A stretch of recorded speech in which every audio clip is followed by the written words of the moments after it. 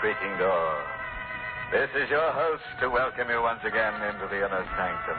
Come on in for the crime of your lives. And meet one of the illustrious inmates from our Who's Who. This cadaverous cut-up is Mr. Seymour Blade.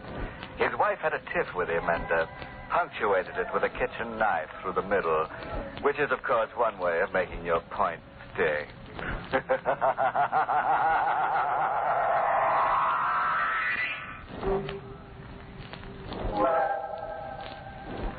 All right, then lend a fear now to some grim happenings and hear what kind of profit our star Boris Karloff in the role of Mark Devers reaped when he put up Death for Sale. The ashtray in the reception room is stuffed with half-smoked cigarettes. The disheveled man waiting paces his caged animal steps this way and that. Each second his eyes dart to the door at the end of the room at the slightest sound. At last, the knob turns. The door swings wide open. Well, Doctor? Your wife is in pretty bad shape. Cora Davis? My wife. Oh, I'm sorry. I thought... Forget it. Bad shape. But she's going to pull out of it, right? Mr. Devers... She's not going to pull out of it? Well, it doesn't look as if she will. What? There's a chance. Only a very small one, but still a chance. You're lying. She's going to pull out of it. She's got to. We're doing everything we can. Look, even if she has to die, you could pull her out of it for an hour, couldn't you? Just an hour so that she could sign something, and it means everything to me, Doc. You could give her a shot or something, couldn't you? Good day, Mr. Devers. I'll give you $5,000. Good. $10,000, Doc, and you fool, you don't understand. You've got to do this for me. You've got to, you...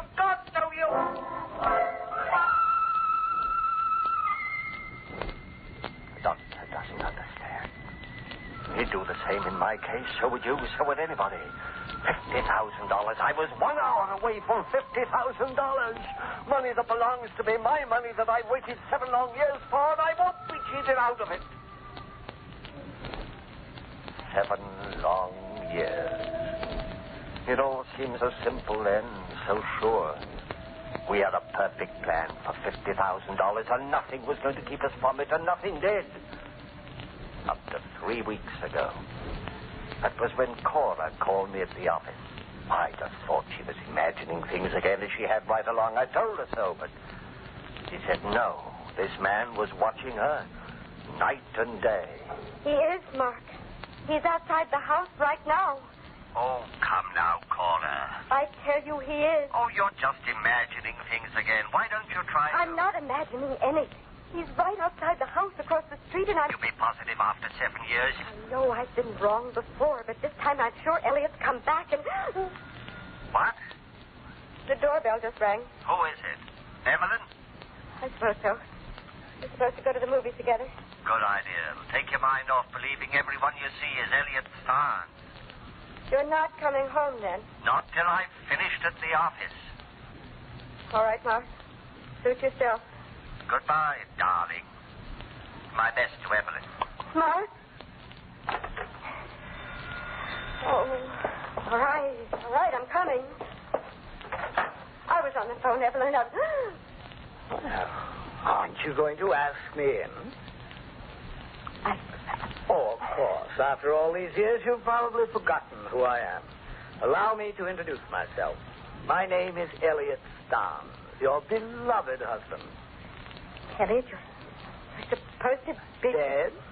Yes, I know I'm supposed to be, Cora, but as you can see, I'm very much alive. I knew it was you this time. I know it. I think you better ask me in, don't you? After all, it isn't very often that a husband comes back from the dead.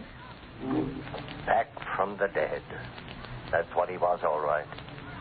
And when Cora called me this time, I didn't say I couldn't leave the office. Yes. All right, Cora, pull yourself together. But, Mark, you don't understand. Oh, yes, I do. You've been scared for the last 7 years, and you're going to go on being scared for the rest of your life. He wants $5,000 more to disappear again. Well, I didn't expect him to come back just to say hello. Of course he wants more money. What are we going to do? He knows that we collect that $50,000 insurance money 3 weeks from now. He says if we don't come through with his 5, he'll go straight to the insurance company and don't be a fool. He's in this thing as much as we are. He won't do anything to spoil his chances. All he wants is money. The longer he's around, the more chance we take that somebody might recognize him. Mark, we can go to jail. We've waited a long time to get our hands on this money, and I don't expect to be cheated out of it now. You're going to give him the 5,000. I don't know.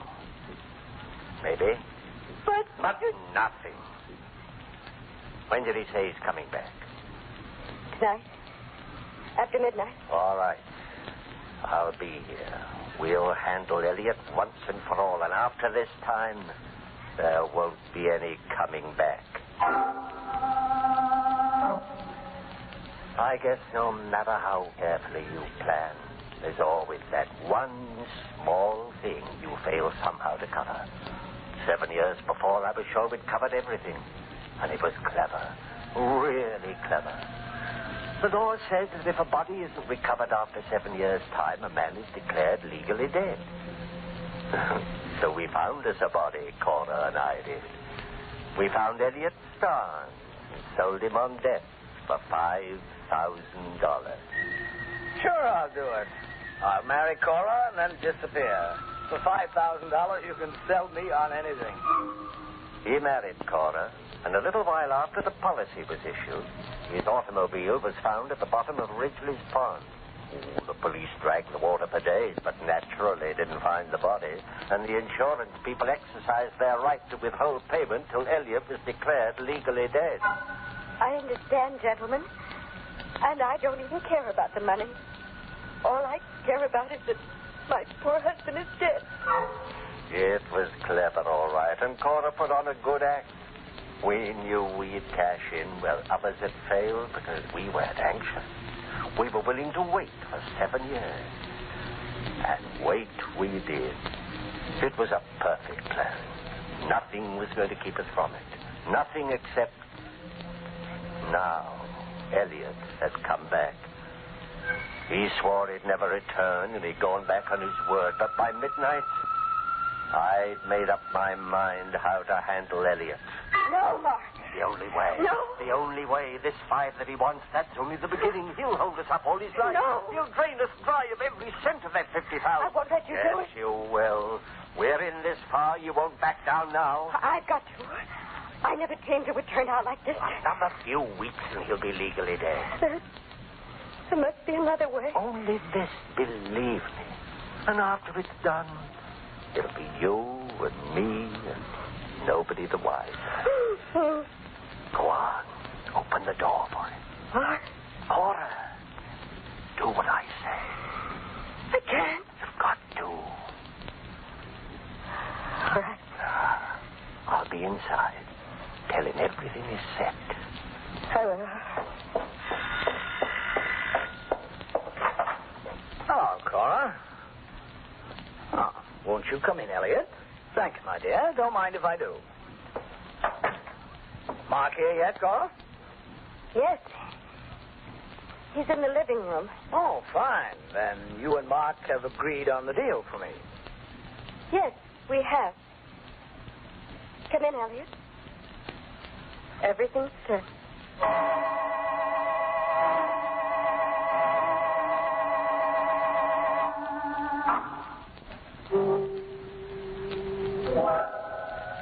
So Mark is waiting for Elliot in the, you'll pardon the expression, living room. Whatever happens to Elliot actually serves him right. After all, here in the Sanctum, we don't go for live people walking around as if they were ghosts.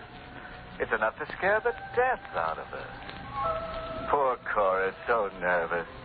She just can't look a corpus delicti in the prima facie.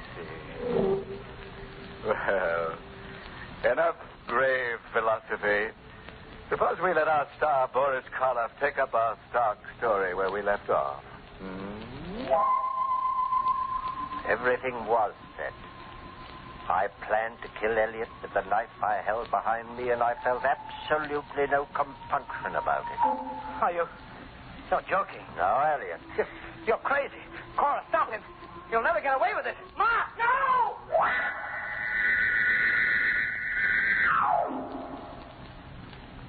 I buried him in the back of the house.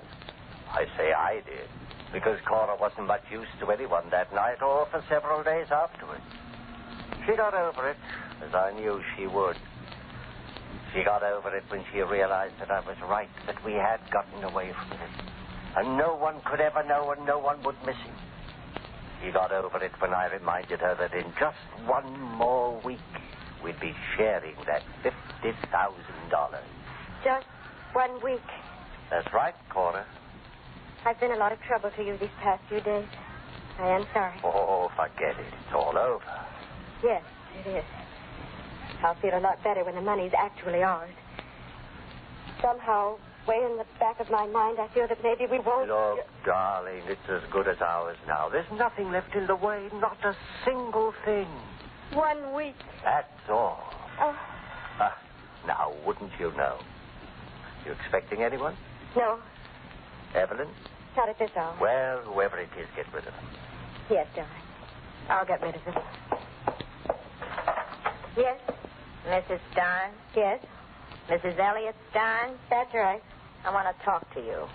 Here's my card. Well, I'm sorry. I'm busy right now. Too busy to see me. I can promise you that. Oh, now, see, sure. Nice card, ain't it? Real fancy engraving. Mrs. Elliot Starnes. That's right. I'm the woman Elliot married after he disappeared 7 years ago. Now, I don't think you're going to be too busy to see me after all. Do you? Maybe it's fate. Maybe it's all in the cards. You work hard. You think out a plan that's letter perfect. Then up pops the unexpected, forcing you into the first desperate step to lick it.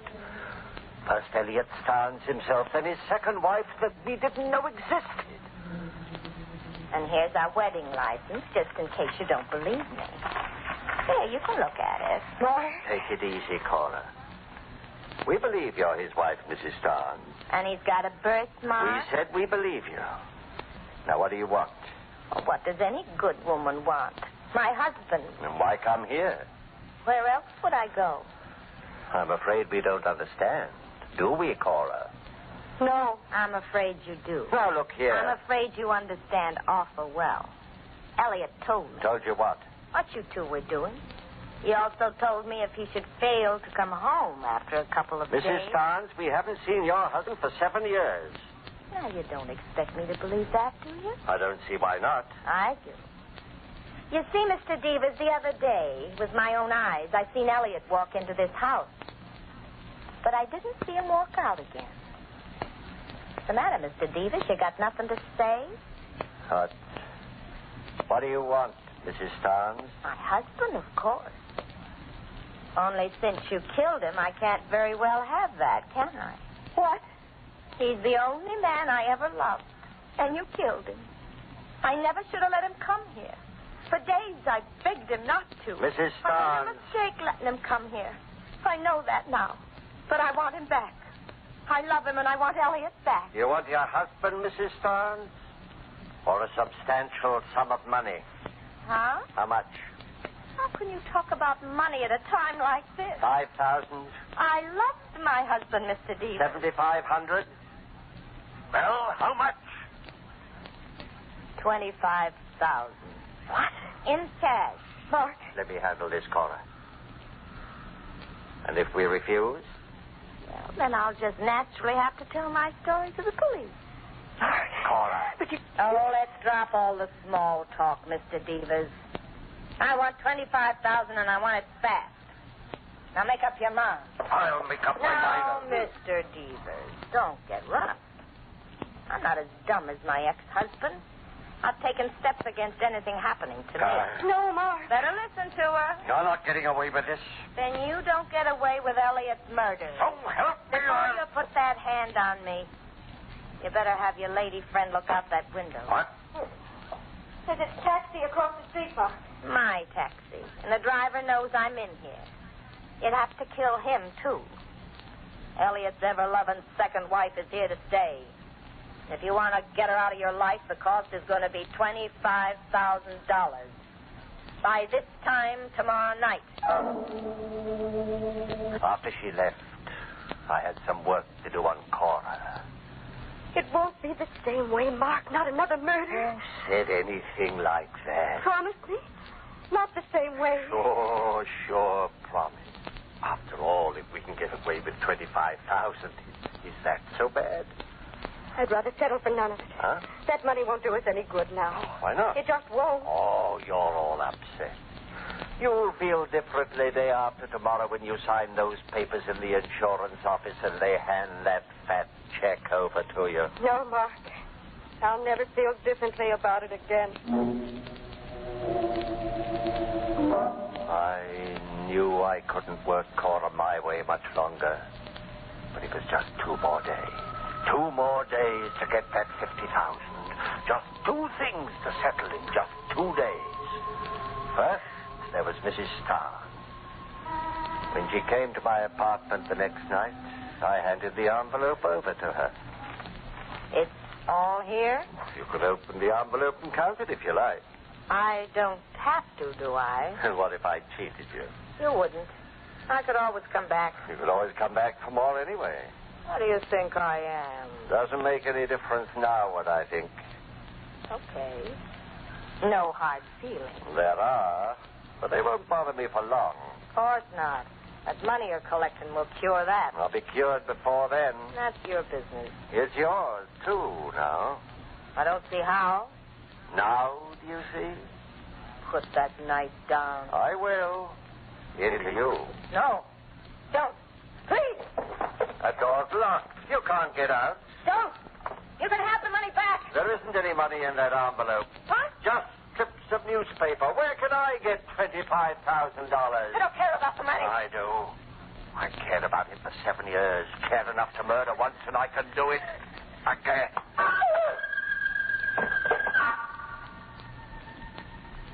Now, Mrs. Starr, I've no hard feelings towards you. None at all. Just 2 things to take care of in just 2 days. The first, Mrs. Starnes was taken care of, and the second was now just an hour away. The $50,000 was waiting in the insurance office for Cora. All she had to do was sign her name on some papers to get it. Oh, you can imagine how relieved I was as I sat next to Cora when she drove to the insurance office. But it was different with Cora. Cora didn't say a word. There's nothing left to say, Mark. Oh, money won't make you talk, Cora. You wait and see. After you get your hands on the... Hey, you're taking the wrong street. No, Mark. Sure you are. This is the way. It's the only way left for us, Mark. Huh? We're driving straight out of town. We're never coming back. There'll be no more murders. Cora. I know you killed that woman. Now, where did you ever get that idea? I paid her and she left. I was outside your apartment house last night. All right. So you know now. What did you expect? I couldn't let it all go down the drain, not after 7 years? Turn the car around. No. You're going to sign those papers. I want that money. It's too late, Mark. Like fun it is. Let go. You're turning this car around. Mark, the wheel, let go.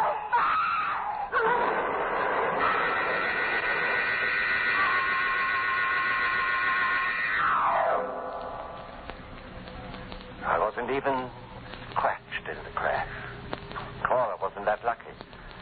I rushed her here to the hospital, and you heard what the doctor said. There's a chance. Only a small one, but still a chance. No, the doctor doesn't understand.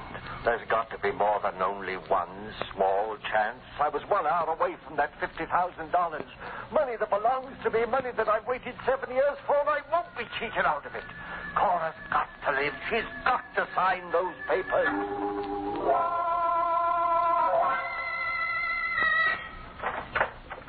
Well, Doctor? There's someone waiting for you down the corridor, Mr. Deaver. What about Cora? There's still a chance, isn't there? No chance at all anymore. You're lying. The gentleman is waiting. You're lying. She's not dead. She can't be. The gentleman is from the police. She asked me to call. It's a lie. She's not dead. Mr. Devers, try to understand. She is... No. It's not true, and I won't listen to you. She's got to sign those papers. You've only got to keep her alive another hour. You're a doctor. You can do that. Mr. Devers, 7 please. years. Don't you understand? Oh, I can't let 7 years go down the drain. 7 years. It can't turn out that way. No. She's not dead.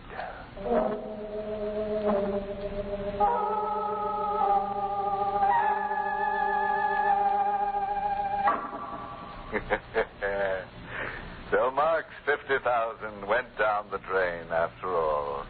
And Mark went down the hatch of a scaffold. You know, I can't feel sorry for Mrs. Starn. She should have known that a rolling widow gathers only mausoleums. Yes, when you use a dead husband for blackmail, you're bound to end up face down. Oh, a footnote. When you're dealing with life insurance, remember, honesty is the best policy. Well, friends, it's time once again to close that creaking door. Until next week at this same time, when we'll be back with a little hunk of horror. You'll be sure to listen, won't you?